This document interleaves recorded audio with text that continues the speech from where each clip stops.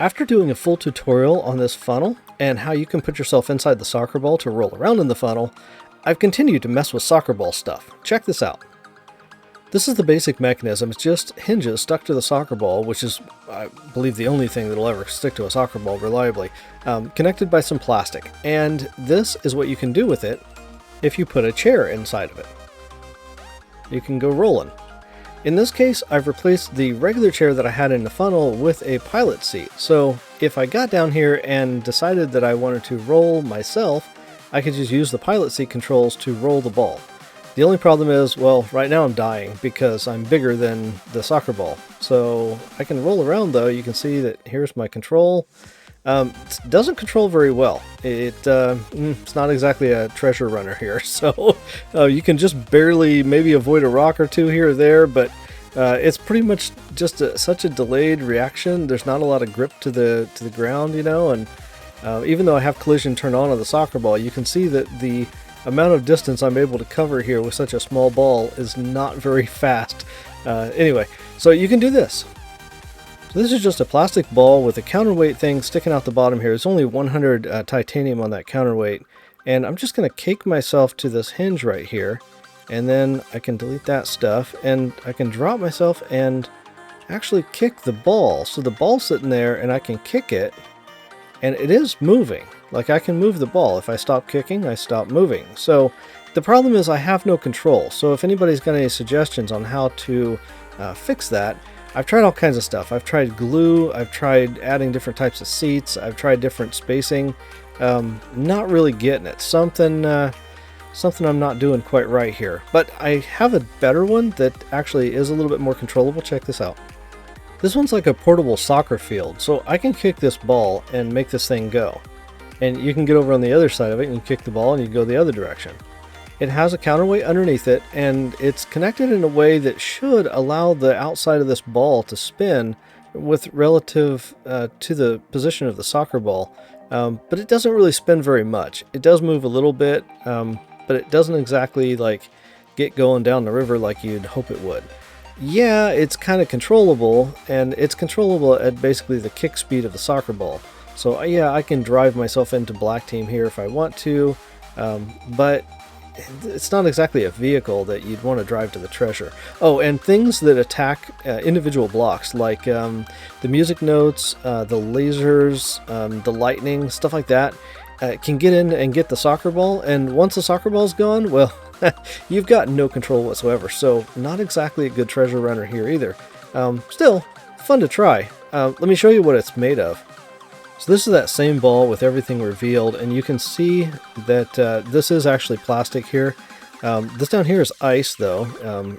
It's a shame I colored them the exact same color, but this is ice and that's ice, but it's not actually connected to the ball. You can see on the inside there's a hole through the bottom of the ball here, so that this stick here is connected to the center core, and then the ball is connected to the soccer ball. The outside of this ball is connected to the soccer ball through these hinges and stuff here.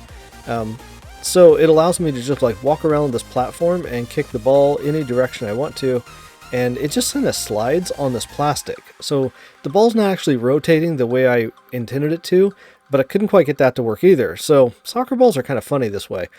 Check this one out. There's that mechanism right there, and I put a plastic ball around it to make it bigger. And this ball over here has a solid single piece of brick. So it's got like one of these things right here, right in the center of this ball over here in the purple ball. It's not really important that it be anything in particular. That brick just happened to be something I grabbed a hold of. I don't really use it a lot. It's kind of a medium weight block. But anyway, this one here, I can't push it if I bump up against it because the soccer ball is actually pretty darn heavy. But if I kick it, if I hit E, then I can actually kick it and it rolls just like the soccer ball. And if I go over here, I can just push this one because it's just a brick, you know, the weight of that brick block. So it's easy enough to push. So that's kind of neat. You might just want to make a soccer ball out of something like this that's just kind of slightly weighted, and then you can just push it around in a soccer match, and might be handier than this one here. The problem with this soccer ball is that when you kick a soccer ball, it tends to keep rolling, especially if you just have the ball by itself. So if I'm way back here and I kick the ball, and without any pink candy or any kind of speed increase, I'm losing the ball. The ball's going faster than I'm running, even though I just kicked it one time, and now it's gone. So you could spend a lot of time just chasing a soccer ball around in an arena. So this is my soccer arena that I built a long time ago, and I've upgraded it just a little bit. Check it out. You can see the ball doesn't excel like it would otherwise. In fact, it slows down and allows me to catch up to it. Not terribly fast, but fast enough that it makes it so that you don't have to spend the entire game just chasing the ball back and forth. I'm able to catch up with it and kick it multiple times per trip down the field. The reason this happens is because of this grid. And yeah, your eyes aren't playing tricks on you. This is actually a teeny tiny grid, and you can see what I've done here. I put little plastic pieces, and these pieces are, let's see how big they are here. They are 0.1 by 0.1, and they're sunken down into the ground, so you can see that only a small portion of them are actually visible above the ground, like maybe 0.02 or something like that are actually sticking out above the ground. And you can see how they look with my feet. They're just barely even visible, and that allows the ball to slow down. So in some cases it just dead stops, which is just as annoying as, you know, the ball rolling away from you when it randomly dead stops. But that doesn't happen too often. It does take some interesting directions sometimes. Sometimes it kind of changes course because it's hitting the little edges there, but it does make the thing work. The worst thing about this is the loading time. That grid just has a lot of pieces, so it takes a long time to load it. But I've got a solution for that one too. It involves that same mechanism we used to connect to the soccer ball before. This right here is a ball of dome cameras. They are the roundest thing that I could find that'll roll actually really nicely. There's 24 of them here. They're 15-degree rotation, but you actually have to do a full 360-degree version of it. You can't do a 180. It's not just a circle, it's a ball.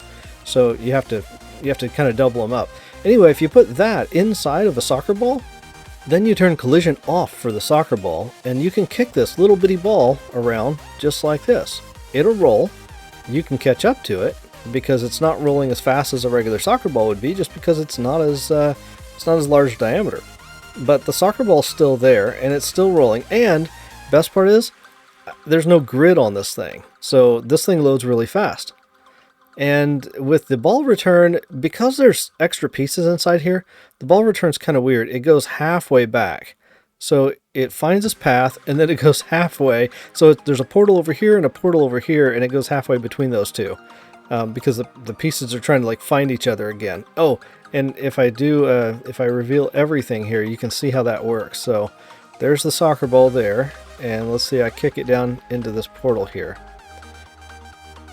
Here you can see the pieces separate. So you can see the soccer ball went down through this portal, and it went like underground, and then it came back up underneath the ball that got halfway back. It's kind of funny, but anyway, that's how that works.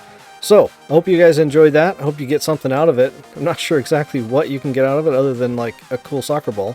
Have a good one. Thanks for watching. See you in the game.